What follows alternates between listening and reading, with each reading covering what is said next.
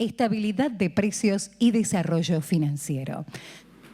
Y siempre es un gran gusto volver al banco. Estaba recordando que la última vez que hablé acá es hace 15 años, cuando estábamos conmemorando los que pensamos que iban a ser los primeros 10 años del plan de convertibilidad.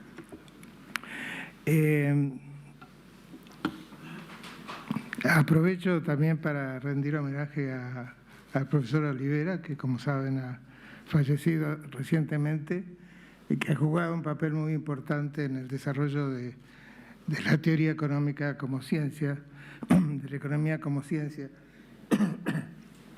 en la Argentina. Es una persona muy especial, no tanto como docente, yo diría, desde mi punto de vista, sino como persona que inspiró y que nos llevó a darnos cuenta que la economía es algo muy fascinante desde el punto de vista intelectual. Yo creo que es lo más importante que uno puede darle a los estudiantes. Así que, bueno, lamentándolo mucho al mismo tiempo, quiero reconocerlo todo lo que ha hecho él por la ciencia económica argentina. La presentación que voy a hacer ahora me llevó un tiempo preparar, es muy difícil en tan poco tiempo poder hablar de temas que son relevantes. No voy a estar entrando demasiado, para nada, prácticamente los temas argentinos o específicos o de política económica, en primer lugar porque vamos a tener muchos paneles sobre ello. Pero lo que voy a estar haciendo es una presentación que tome en cuenta, en primer lugar, el hecho que ya hemos descubierto muchas veces que los factores externos en nuestras economías, en las emergentes, son muy importantes. Entonces yo creo que en este intento de estabilización, no solo monetaria, sino dentro de un contexto de crecimiento, etcétera, es muy importante tomar en cuenta los factores externos. Y mi enfoque va a ser más bien sobre temas de corto plazo. Entonces, esto es un poco lo que les decía hace un momento. Y la complicación que tenemos ahora es que el mundo externo es muy difícil de entender. Cuando estábamos hablando hace 15 años aquí en este foro, era más o menos fácil saber qué era lo que había que hacer, porque había un ancla externa. Ahora el ancla externa no es tan clara.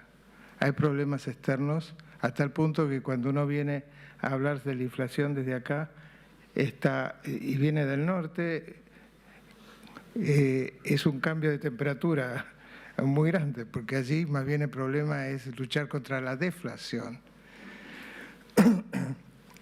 Y la deflación es, como ha sido un fenómeno que no lo vimos desde los años 30, sabemos muy poco. Y lo poco que sabemos que es difícil también parar la deflación, como le está pasando, como le ha pasado a Japón. Entonces, es importante que tratemos de entender eso. Voy a tratar voy a ir ahora un poquito más rápido, hablar del tema de la liquidez global que estamos enfrentando en este momento. Y hay un tema para mostrar simplemente qué confuso es todo esto, que yo le llamo el problema central de la liquidez, para poner los ojos en algo y usarlo como ancla intelectual. La crisis del 2008 estuvo acompañado por lo que se llama en inglés un liquidity crunch, una caída fuerte de la liquidez, pero al mismo tiempo que eso pasó, hubo una corrida hacia el dólar, digamos, que es otra forma de liquidez. Es una cosa muy curiosa. Salimos de papeles que tenían algo atrás, como las hipotecas, ¿y qué hicimos? Pensamos que era una buena idea meterse en papeles que no tienen nada atrás, que son el billete. Se puede decir, sí, está el fisco atrás, pero si yo voy a la Reserva Federal con $1 y le digo quiero el equivalente en bienes de $1, a lo sumo me van a dar $1 nuevo, pero nada más que eso. Entonces, ¿qué es lo que hace que esto exista y sigue existiendo, y el fenómeno del equity trap que estamos viviendo en este momento, precisamente consiste en que, si uno lo mira, dice, ¿cómo puede ser que es tan terrible la situación que algunos países, estábamos hablando de Suecia hace un momento, fijan tasa de interés negativa? ¿Se dan cuenta que la tasa de interés negativa es un impuesto inflacionario? No es sobre el billete, es sobre los depósitos. Es decir, esos países, nosotros estamos tratando de salir del impuesto inflacionario para mostrar en el mundo raro que vivimos, mientras que el norte está pensando en poner el impuesto inflacionario. ¿Para qué? Para que se dejen de acumular dinero. El problema inverso de lo nuestro, completamente. Pero entender esto, ¿cómo se entiende? Este problema lo tenía pensado Keynes, y salió con una idea que la menciono nomás acá, yo estaba escribiendo bastante sobre esto recientemente, que yo le llamo la teoría en inglés de Price Theory of Money, la teoría de precios del dinero, que es un juego de palabras. En general uno piensa que el dinero explica el nivel de precios. Para acá, para nosotros, así lo pensamos todo el tiempo, ¿no es cierto? Él propone pensar la inversa, que el dinero es tan atractivo por el hecho de que todos fijamos los precios en términos de dinero, particularmente en países que son muy estables financieramente. Y eso es más o menos lo que dice esto, que dice que para aquellos que nos están escuchando y que no siguen bien el inglés, que está básicamente diciendo que los que le estamos dando apoyo al dinero y credibilidad al dinero somos aquellos de nosotros que fijamos nuestros salarios y nuestros precios en términos de dinero, y no solo lo hacemos, sino que los dejamos fijos por un tiempo. En los países altamente inflacionarios eso es lo que queremos que la gente haga, y muchas veces no lo hace, por supuesto. Pero en países estables, que es una cosa buena que nosotros queremos, es una cosa que les complica la vida, porque entonces de repente el dinero tiene algo que no tiene nada más. Porque yo puedo tener un bono, pero el precio del bono puede caer, como lo vieron durante Lehman. Pero cuando todo eso estaba ocurriendo, el salario de la gente quedó igual. Y yo podía entonces llamar a un plomero que había fijado su precio en dólares, yo sabía cuánto costaba, y me convenía salirme de un bono y arreglar mi casa, por ejemplo. En fin, no puedo entrar en muchos detalles, pero este es un poco como Keynes propone la base para lo que se llama la trampa de la liquidez. Y como les decía hace un momento, eso hace que el dinero domine a otros activos, y particularmente aquellos que se llaman monedas de reserva. Y explica lo que les estaba diciendo. Ahora, al mismo tiempo que uno entiende que esto ayuda a entender por qué el dinero de reserva se ha vuelto tan atractivo en el corto plazo, uno lo ayuda también a entender los límites que tiene ese dinero de reserva, que uno puede, obviamente los bancos centrales de los países centrales tienen capacidad de emitir y pagar sus déficits fiscales, por ejemplo, sin problema. Al mismo tiempo, desde el punto de vista monetario, podían encontrarse con algunas restricciones. Y no tengo tiempo para entrar sobre esto, pero es un fenómeno que yo he estado estudiando, que se llama deflación de la liquidez. Una cosa es emitir dinero, pagar impuestos, pagar el déficit fiscal con eso. Otra cosa es darle liquidez al sistema. Bueno, no puedo entrar en los detalles, pero cuando yo empiezo a emitir más y más dinero, como por ejemplo con estos planes de QE, Quantitative Easing, eso podría perfectamente aumentar la cantidad real de dinero que está ahí afuera, pero no necesariamente el dinero va a representar mayor colateral, por ejemplo. No necesariamente va a ayudar al mercado de crédito. Porque el mercado de crédito al final es la parte débil de todo esto.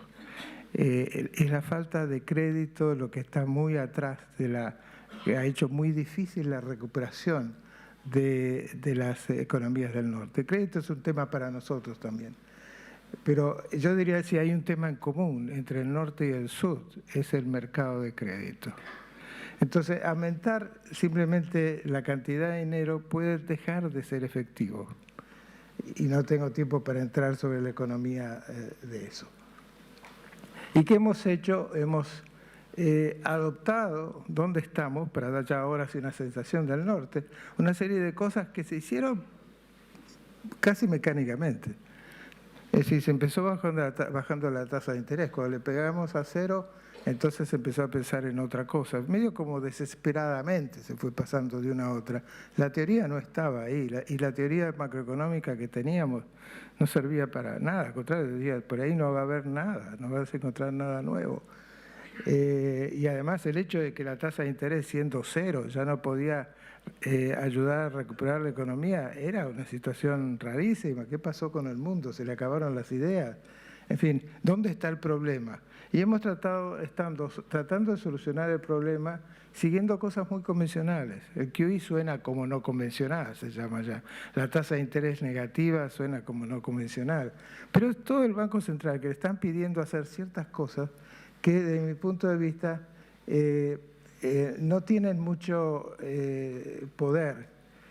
Y con todas estas complicaciones explica por qué todavía el norte no está saliendo o saliendo muy lentamente de sus problemas.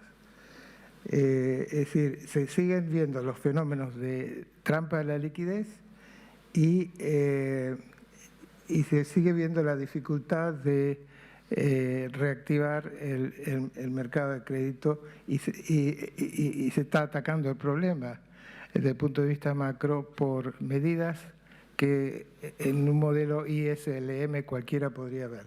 Es decir, para mostrarlo gráficamente, un poco como uno podría ver esta situación, uno tiene lo que les voy a mostrar ahora, lo que se ha visto es un sudden stop de crédito. Eso es lo central, donde los ahorros normalmente van al sector privado, se transforman en inversión, pero si de golpe se corta el flujo de ahorros hacia la inversión, por alguna razón, porque hay algo que no funciona en el sistema financiero, la gente tiende a irse a lo que llamamos activos líquidos, ahí es donde se meten en el dólar, por ejemplo, y esto es lo que llamamos liquidity trap. Entonces, si yo digo, bueno, acá ahora tengo un problema, agarramos un chico que toma el primer curso de macro y le decimos, ve, este es el problema. Se cortó ese canal que tenía, ahí había un puente que ligaba a estos dos. Pero como un flor de problema con Lehman Brothers, etcétera, ese puente se rompió. La gente quiere ir por este lado, pero por supuesto eso entonces no estimula la inversión. ¿Qué hace el Banco Central? Pone más de esto. ¿Está solucionando el problema? Realmente se hace esto esperando que arregle el puente, pero uno iría a arreglar el puente, ¿no es cierto? Bueno, eso es lo que no hacemos, porque políticamente para un Banco Central es muy difícil ir a arreglar ese puente. Lamentablemente porque se vuelve un problema ya más estructural, más fiscal, tiene ese tipo de problema. Entonces hacemos eso y después, como eso no nos está funcionando muy bien, por ese fenómeno que yo le decía, yo tengo una moneda fuerte, pero emitiéndola, muchos no necesariamente le doy colateral al crédito, porque la gente piensa, bueno, al final de cuentas lo que me está dando son moneditas, que no tiene nada atrás de eso. Entonces, si la gente lo toma eso en cuenta, no sirve como colateral, no me arregla ese problema. Entonces, ¿qué hago? La próxima es decir, ¿sabes qué? Vamos a poner una tasa de interés negativa a esto. Entonces la gente trata de salir y meterse allá. Pero yo no arreglé el puente. Entonces la gente puede muy bien tratar de salir de acá y comprar más iPad. Pero yo quiero que vaya inversión y que vaya innovación y que vaya todas esas cosas que son las importantes. No necesariamente. Entonces, ¿qué es lo que estamos viendo? Que los bancos europeos están en flor de problemas en este momento, y eso es muy difícil arreglarlo por cuestiones políticas. Entonces, ahí es donde yo creo que estamos. Estamos en ese mundo en que está tratando de salir y no tiene instrumentos que políticamente son muy complicados, y los bancos centrales han tenido mucha capacidad para arreglar las cosas, compensando por la ruptura original de liquidez asociado con la crisis de Lehman, pero encontrándose ahora en un punto donde no han podido reactivar el crédito, particularmente en Europa, y no es fácil encontrar instrumentos para hacerlo. Se está haciendo de forma indirecta. Entonces, ¿dónde estamos ahora? Lo que les decía, la deflación todavía es importante. Además, la productividad de los factores, se puede ver, es impresionante cómo se ha aplanado eso. No hay innovación en principio. Y las medidas que se están tomando no parecen ser muy efectivas. Y entonces no es de sorprender que en ese contexto se empieza a hablar de otras cosas, que no es arreglar el puente otra vez, es empeorar las cosas, hablando de proteccionismo y empezar a jugar con la tasa de cambio. Que yo simpatizo mucho con los objetivos de este Banco Central de tener tipo de cambio flexible, pero seamos realistas, en un mundo con monedas importantes, si el euro devalúa, le está haciendo algo a Estados Unidos, si Estados Unidos le devalúa, le hace algo al sector europeo. Ahí hay problemas que nosotros no los necesitamos enfrentar, pues, afortunadamente, porque somos un país chiquito, entonces nos podemos dar el lujo de tener flotantes, pero no va a venir así nomás el resto del mundo a decir: usted me estás creando un problema sistémico. No lo podemos crear desde ese punto de vista. Tenemos esa ventaja, digamos. Pero cuando uno ya habla de monedas importantes, el euro y el dólar, por ejemplo, ese problema surge. No se puede evitar. En fin, eso es para toda una charla acerca del tema, pero temas de sistema monetario internacional también está ahí. En fin, ahora muy rápidamente mostrando algunas evidencia empírica. Si yo tomo el euro y tomo el stock de dinero como proporción de producto, uno ve cómo eso ha aumentado de una manera impresionante como proporción de producto. A partir de esta crisis. Al mismo tiempo, los flujos de crédito se han desplomado en Europa. Es impresionante. Fíjense que estaba cerca del 50% de producto, esos flujos fue a cero. Eso es, y de paso se ha dicho, lo que uno debe enfocar para ver bien el problema del crédito no es el stock de crédito, sino el flujo de crédito. Eso es lo que hace la diferencia. Y eso es lo que nosotros llamamos sudden stop. Es una caída del flujo. Y por supuesto, si uno mira a Europa, todavía esta ya es la tasa de inflación rondando a cero, a pesar de todos los esfuerzos que se han hecho. Y el producto, fíjense que apenas se ha recuperado ahora. En los Estados Unidos vemos una cosa muy similar, la velocidad del dinero de M2, que es la inversa de la demanda de dinero, ahora ha caído a niveles que no veíamos desde los 60, debajo de los 60, y creo que si me voy bien para atrás también voy a encontrar que estos son niveles récord. Es decir, la demanda de liquidez es impresionante, seguida de ese fenómeno que tal vez tuvo algo que ver con los shadow banks, donde aumentó la velocidad de M2. Ahí es la creación de esos shadow banks, etcétera, ¿no? Pero eso, ahí donde estamos otra vez. Entonces, esto para verificar lo que le decía. También acá ven en Estados Unidos una caída en el flujo de crédito. Esto es sistema bancario, así que el flujo de crédito, los bancos eran menos importantes en Estados Unidos, porque ya estaban los shadow banks dando vuelta, pero de todas maneras ven que el flujo de crédito parte de, tal vez puedo usar esto, del 15% y cae, bueno, se hace negativo en la crisis, pero de todas maneras acá se ve una mayor recuperación que en Europa, que está en línea con el hecho de que tenemos ahora ciertas green shoots, como se dice en inglés. Pero de todas maneras, otra cosa que vale la pena enfatizar es que el total factor productivo y la productividad total de los factores, fíjense cómo se ha aplanado. Si yo pongo el producto ahí, no voy a ver que se aplane tanto. Sigue creciendo, está debajo de la tendencia, pero sigue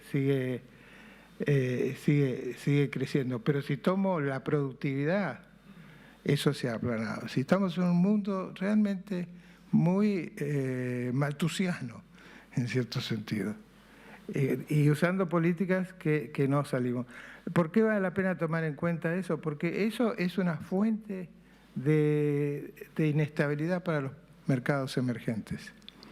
Porque los mercados emergentes son parte de todo eso.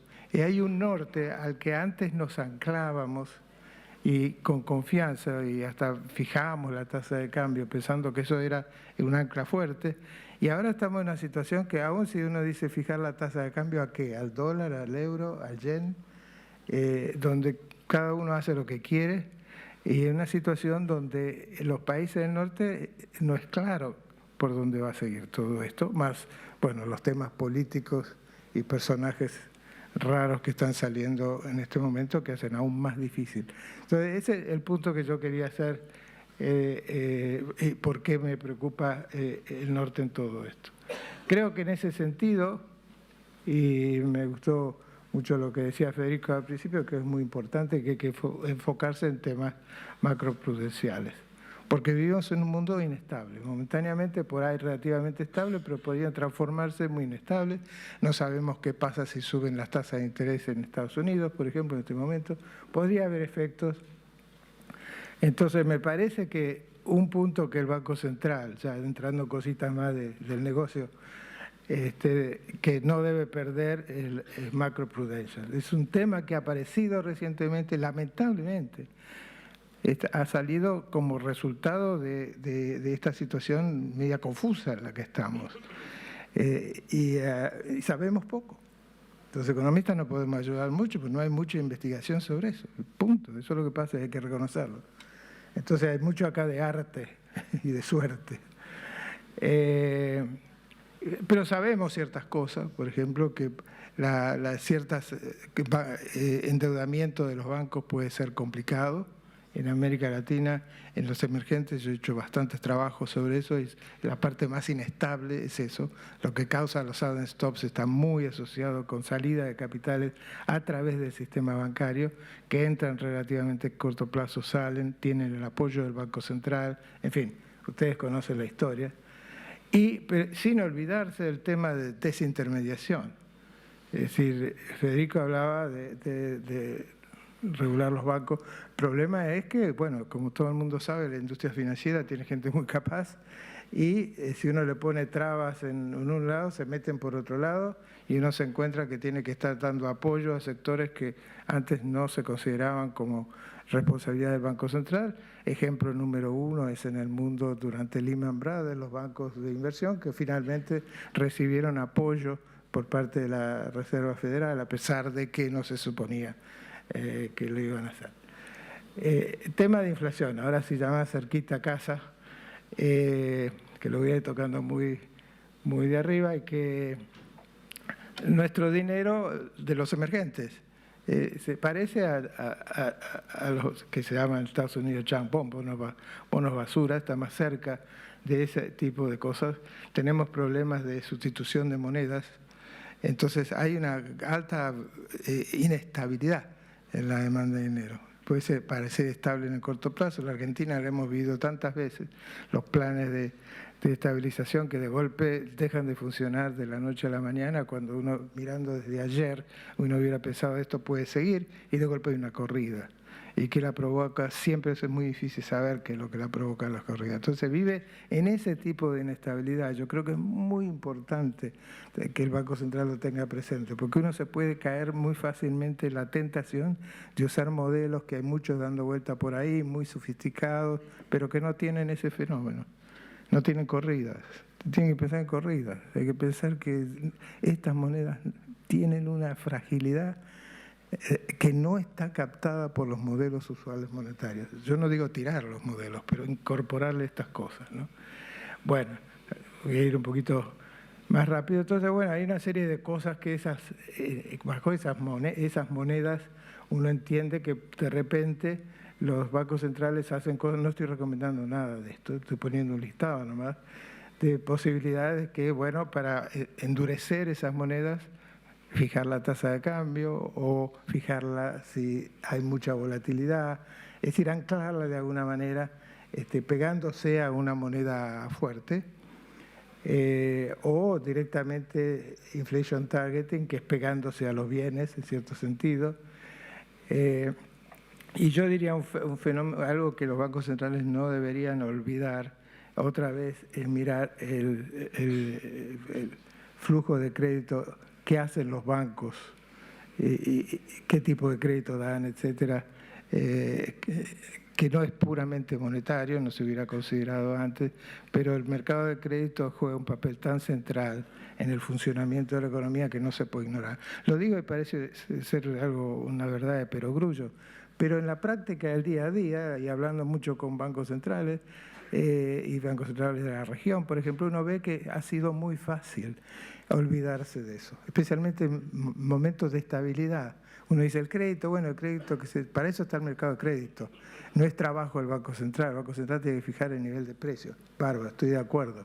Pero cuando el mercado de crédito deja de funcionar, el mercado de crédito, toda la economía tiene problemas. Bueno, las otras cosas que tenía para decir son más conocidas. El tema, la importancia de la credibilidad en todo esto, y acá mencionaba la posibilidad, un tema de que las puras expectativas pueden generar inflación. Es decir, si la gente no cree, puede crearle condiciones al Banco Central, como esta que estoy ilustrando acá, que si las tasas de interés quedan altas o la inflación queda alta, porque la gente empieza a remarcar y cuestiones por el estilo, el Banco Central se encuentra en una disyuntiva muy seria. Yo he escrito sobre eso, tengo un paper del 88 que es bien conocido, del American Economic Review, no tengo tiempo para entrar en detalle, pero quería enfatizar que es posible que uno entrara en un equilibrio malo porque no sabe manejar bien las expectativas, cuando si las hubiera manejado bien, hubiera estado en un equilibrio bueno. Eso es importantísimo tenerlo en cuenta, que el gobierno no lo ve. Y ya no es solo el Banco Central, es todo el gobierno, la estrategia de comunicación del Banco Central, etc. Creo que para la Argentina, personalmente, es un fenómeno muy, muy importante que hay que controlar, y veo que se están haciendo esfuerzos. Después hay otros temas que, así nomás, mucho más conocidos, nosotros hemos usado también como ancla la tasa de cambio. Tiene la ventaja, a veces se dice no la puedo usar porque no tengo reservas.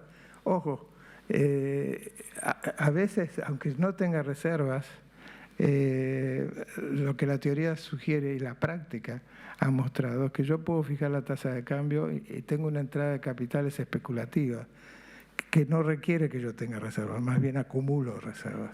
No es buena esa acumulación, pero de todas maneras no es algo para decir, si yo fijo la tasa de cambio, tal vez, digamos, porque estoy pasando por un momento de gran inestabilidad, por ahí salta alguien y dice, no, pero si fijas la tasa de cambio no tenés reserva, eso no va a ninguna parte. Todo depende.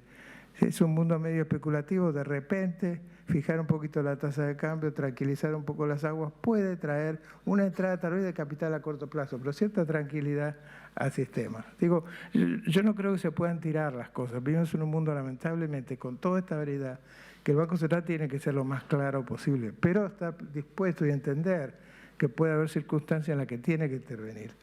Y ojalá se pueda transmitir bien para que la gente no diga, este Banco Central flotaba, ya, me está mintiendo. No, realmente no flota, interviene, no, pero si podemos entenderlo y comunicarlo, yo creo que es muy importante. Las tasas de interés flotante, bueno, hay mucho que no puedo hablar sobre esto, pero bien conocido que parar la inflación con tasas de interés flotante sí trae problemas de desempleo. Es un resultado natural, pero si uso tasas de interés, de repente podría llegar a evitar los problemas desempleo porque la cantidad de dinero es endógena en ese caso. Entonces, ese siempre ha sido el problema con parar la inflación a punta de controlar la cantidad de dinero. Porque si aumenta la demanda de dinero, entonces tengo poca liquidez, tengo liquidity crunch, etc. Pero cuando fijo la tasa de interés, automáticamente la cantidad de dinero se ajusta. Entonces podría muy bien yo ir con poco costo, pero depende muchísimo ahí de la credibilidad. El sistema a fijar la tasa de interés es muy debatido en la profesión, porque realmente la tasa de interés es un precio relativo. Entonces, ¿cómo yo puedo parar la inflación tocando un precio relativo? Solo si hay algo, una fricción importante. Y la fricción importante que enfatiza la teoría es que tengo precios sticky prices, ¿no es cierto? Pero en un mundo en que los precios hay que controlar, parto de las condiciones iniciales en que los precios están medios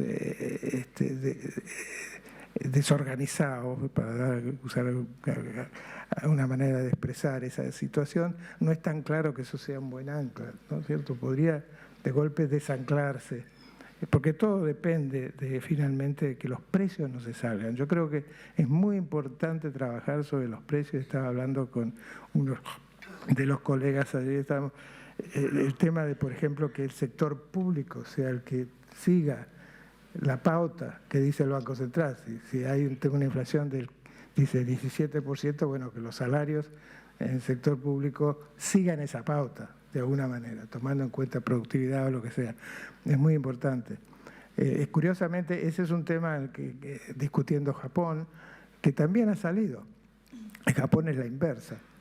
Y mi consejo a Japón, y creo que es un tema que se toma muy seriamente en Japón en este momento, es decir, quieren crear inflación que no pueden llegar al 2%. Entonces un consejo para ellos es, bueno, que el sector público empiece a aumentar los salarios al 2%, para darle ejemplo al resto. Es decir, vivimos en un mundo muy curioso, esos temas están saliendo donde los precios son los líderes y la cantidad de dinero, si uno no tiene cuidado, el que maneja es P, no M. Y ahí yo tengo que ir terminando, así que a ver si me quedaron. Acá les iba a mostrar un modelo donde ciertas cosas raras pueden pasar con esto y las conclusiones, ¿qué son? Entonces, las conclusiones son muy simples, creo que salen evidentemente de lo que he venido diciendo. El contexto global es complejo, nos está entendiendo y tenemos que estar listos para esperar shocks que vengan de afuera. No tenemos un sistema global monetario en funcionamiento, para mi gusto, y temas de beggar thy neighbor están saliendo. Creo que pueden profundizarse.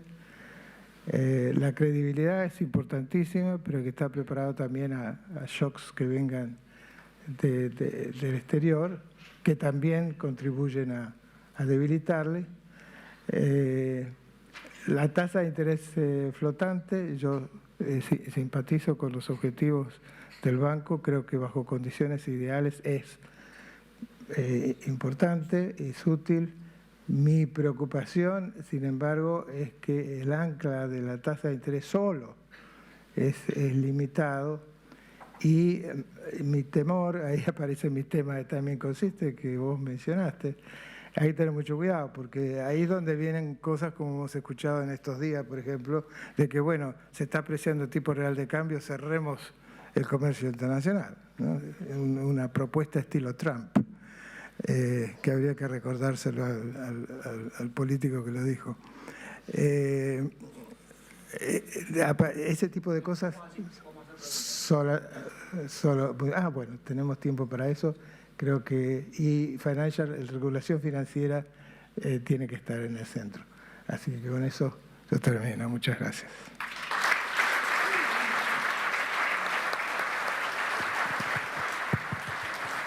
Bueno, tenemos unos minutos para preguntas, va a haber micrófonos. Mientras se van preparando, yo hago tres muy breves comentarios.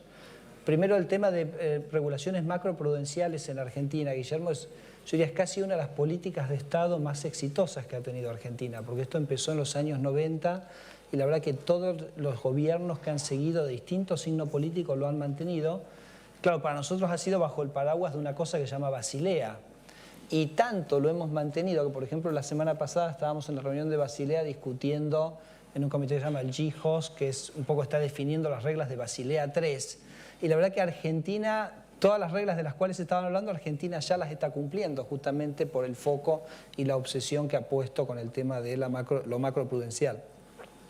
Guillermo tiene una serie de trabajos de los años 90 que comparaba las estabilizaciones con Charlie Beck, ¿no? Que comparaba las estabilizaciones con dinero, las estabilizaciones con tipo de cambio. Nosotros ha sido una gran referencia para nosotros esos trabajos y siempre hemos dicho que la idea de buscar una estabilización que no usa el tipo de cambio, claro, tus trabajos lo que indican es que eso es como más trabajoso al principio.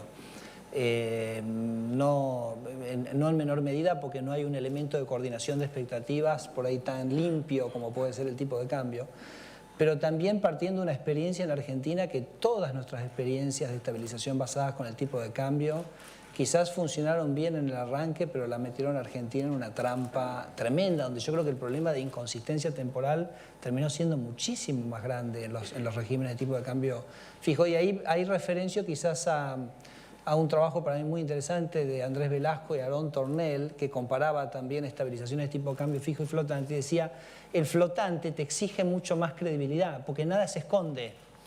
Donde vos tu política fiscal es inconsistente o tu política monetaria es inconsistente, el tipo de cambio inmediatamente el mercado financiero te lo va a estar marcando el día número 1 y eso te permite corregir. Entonces me parece que los reaseguros, tanto incluso en la construcción de credibilidad, son mucho más fuertes y mucho más exigentes en un régimen de tipo de cambio flotante.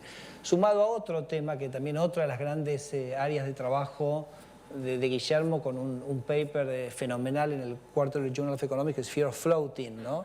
O sea, la idea de que, bueno, los problemas de flotar tienen que ver con descalces de monedas en los balances. Bueno, Argentina es como muy particular en ese sentido porque para nosotros toda la crisis del 2001 fue un gran aprendizaje y a partir de esos momentos esos descalces no solo, yo diría, se han minimizado, tanto en la regulación bancaria como la de los agentes económicos. Y además los argentinos son acreedores netos en términos de activos externos, con lo cual ese miedo a flotar, que era problemas de riqueza y en la hoja de balance cuando se depreciaba el tipo de cambio, hoy en Argentina funcionan exactamente al revés, con lo cual me parece que también es un elemento adicional para ir a un esquema de tipo de cambio flotante, donde además podemos focalizar en la inflación. O sea, el objetivo central acá es entender que el objetivo del Banco Central es la inflación y el de toda la sociedad y por consiguiente de los hacedores de política. Pero bueno, eso son quizás, Guillermo, unas reacciones rápidas. Si te parece, tomamos un par de preguntas y después ya tengo a Rodrigo Vergara, por favor, acá de este lado. Sí. Gracias. Rodrigo Vergara, del Banco Central de Chile. Guillermo, la solución tradicional de la trampa de liquidez era política fiscal. ¿Cuál es tu visión respecto a la posibilidad de política fiscal en países desarrollados prácticamente? Hay una presión muy fuerte de muchos, no solo economistas de la academia, sino que también de instituciones internacionales, entre ellas el Fondo Monetario, por política fiscal aún más expansivas de las que ya han sido, incluso con deuda pública muy elevada. Y lo mismo para economías emergentes. En economías emergentes más bien hemos visto lo contrario, probablemente por un problema de credibilidad. ¿Cuál sería tu visión al respecto? Bueno, respondo cada uno. Tomamos un Mario Blecher. ¿Te parece, Guillermo? Tomamos 3 o 4. Sí, dale. Sí, Mario Blecher. Muchas gracias, Guillermo. Realmente muy interesante. Quería hacer dos comentarios o preguntas. En el paquete de medidas inusuales que describiste en los países avanzados, uno de los instrumentos es el que llaman como forward guidance, algo como indicación futura. Parecería ser que es algo como que me faltan instrumentos, no tengo lo que hacer, mejor hablo y vemos si puedo lograr que me crean. Te quería preguntar tu opinión sobre este instrumento, que en algunos de los países es el instrumento central, ¿no? de política monetaria. El otro punto es que se habla de normalización eventualmente de la situación en los países avanzados, lo que significa que esto no es una situación normal, pero para normalizar el stock de dinero que existe tiene que ser absorbido de alguna manera. La pregunta es si vos crees que eso se absorberá de alguna forma nominal, o si hay alguna forma de atraer todo eso, esa liquidez de nuevo, o en forma real, o sea, con un proceso inflacionario que al final será como de los tradicionales, o no se normalizará del todo, ¿no? Esa es la pregunta. Tengo a Sebastián Katz acá. Acá, señorita. Sí, profesor Calvo, muy interesante la presentación realmente. En nuestros cursos de teoría monetaria de los últimos años bromeamos un poco acerca de que en Argentina teníamos, en el mundo, un swap mutuamente conveniente, que era tal vez exportar a algún banquero central de los últimos años de Argentina, no de los prestigiosos que tenemos aquí, e importarnos a algún banquero central del resto del mundo. Por suerte la situación ha cambiado, pero en el mundo desarrollado, una de las cuestiones que está apareciendo es que el problema de Keynes, de la política monetaria en el contexto de trampa de liquidez es push on a string, digamos, estamos tratando de empujar una cuerda, digamos. Y hay una alternativa, Rodrigo mencionaba la política fiscal, pero el Banco Internacional de Basilea, y un poco usted anduvo por ahí en su exposición, también menciona problemas, digamos así, del lado de la oferta. Digamos, no sabemos si el ritmo de productividad que vimos en los años previos a la crisis era un ritmo sostenible o eventualmente lo que teníamos era un ritmo inflado por las tendencias a la inestabilidad financiera y esta idea de que de algún modo tenemos una economía cuya productividad está declinando por factores más estructurales y las políticas macroeconómicas lo que están haciendo simplemente es usar una suerte de respirador artificial. En ese caso quería ver el balance entre demanda agregada y oferta agregada que usted veía. Bueno, ¿alguna más? ¿Sí? Tomamos rápido estas dos y ya, Guillermo, te damos unos minutos para... Buenos días. Señor Calvo,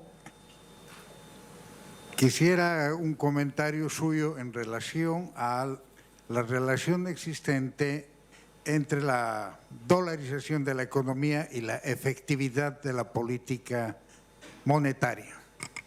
Muchas gracias. Guillermo Ortiz y después le pasamos a Guillermo Calvo.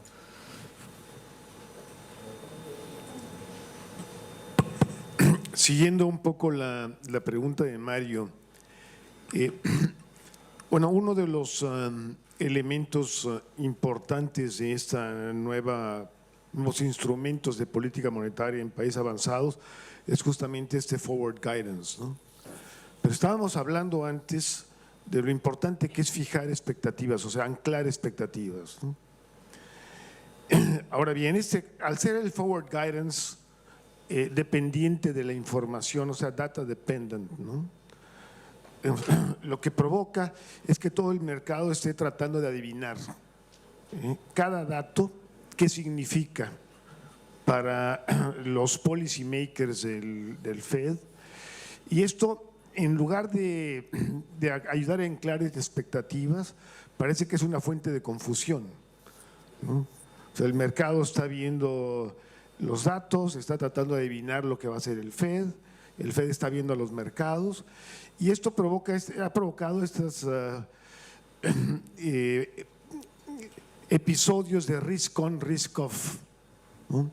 Que tanto ha influido en las condiciones monetarias de nuestros países. Si hay algún comentario al respecto.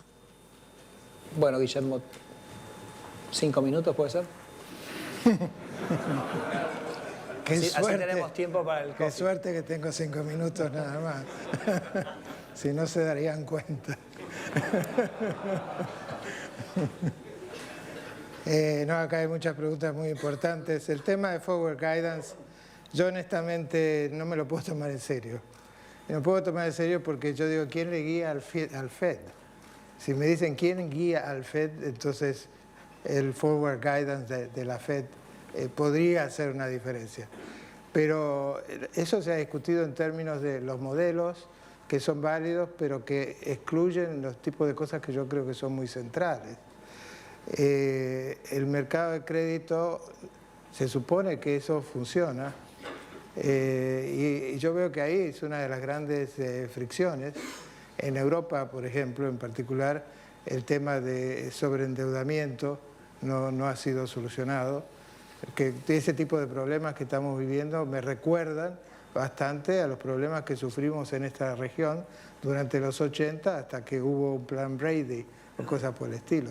Eso no lo tenemos, entonces hay sobreendeudamiento que lo estamos tratando de arreglar, guiando a qué, es decir, no miramos el puente ese que yo decía que estaba roto, así que honestamente no me lo puedo tomar en serio, entiendo, si me das el modelo, sé cómo funciona.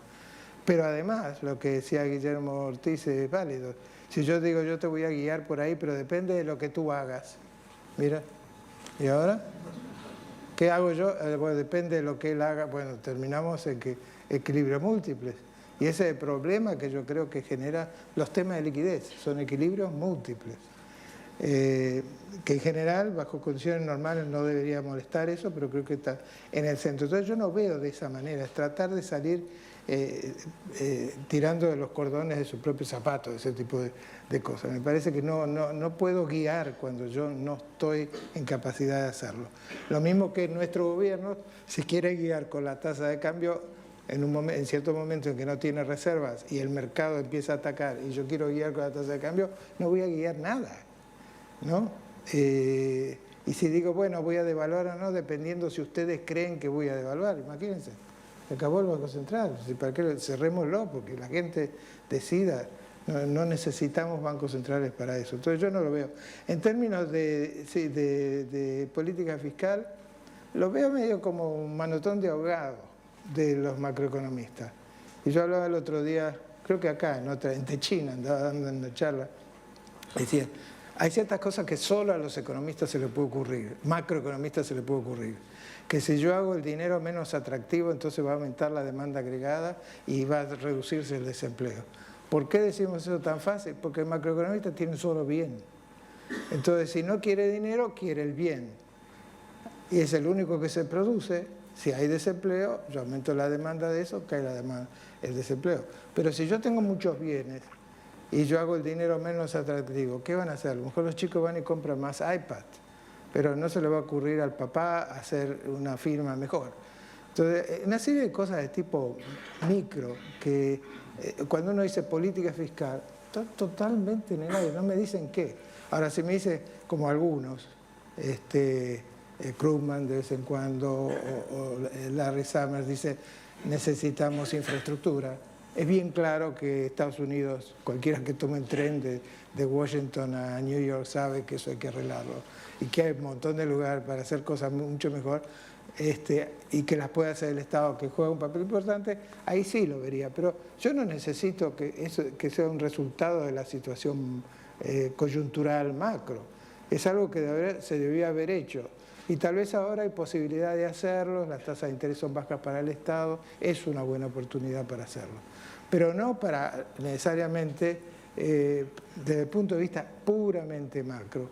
Y decirlo así, yo creo que la irresponsabilidad del fondo, por ejemplo, en la mitad de la crisis, que dijo gasten todos más, vimos el resultado en Centroamérica, todos gastaron más.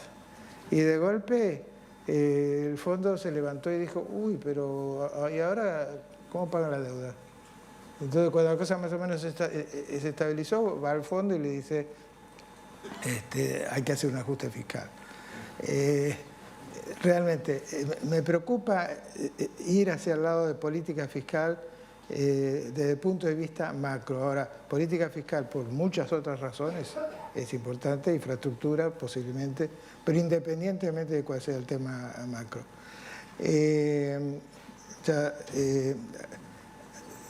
tema de la política monetaria con países altamente dolarizados. Es interesante, ese es un tema que si yo lo pienso en los modelos tradicionales que usan los macroeconomistas, ¿qué voy a hacer? Que la demanda de dinero me va a decir, mira, no solo es función de las variables usuales, sino también va a jugar un papel la tasa esperada de devaluación mucho más importante que en otros modelos. Entonces lo endogenizo eso, digamos, lo incorporo en el modelo y tengo un modelo donde la elasticidad de la demanda de dinero cambia. Pero el Banco Central la incorpora en su modelo y dice, bueno, ahora mi política monetaria es así. No sería una cosa fundamental.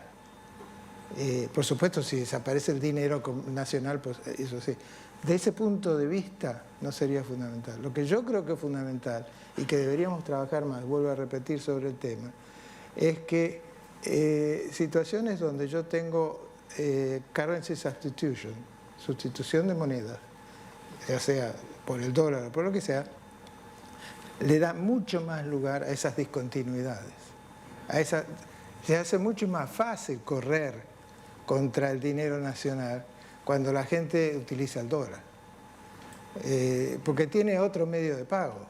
Si no utiliza el dólar para nada, o como pasa en Estados Unidos, que se usa el dólar y no hay alternativa, desde el punto de vista de la gente, entonces yo no tengo ese posible shock que tiene que ver con esa discontinuidad de la que hablaba. Entonces, eso lo veo muy complicado y creo que es enfrentarlo, seguir en esa línea, hacer que los activos nacionales en moneda nacional sean atractivos, es muy importante porque cierra esa puerta. Es muy difícil luchar contra esa puerta. Y si uno lucha demasiado fuerte, ¿qué puede uno llegar a hacer? De repente poner 100% de reservas sobre los bancos. Uno se pone muy risk averse, hace eso, entonces ya los bancos no sirven para nada, ya no sirven para el mercado de crédito, que es la parte. Hay muchas más cosas en las preguntas, pero se me acabó el tiempo. Bueno, muchísimas gracias, le agradecemos a Guillermo.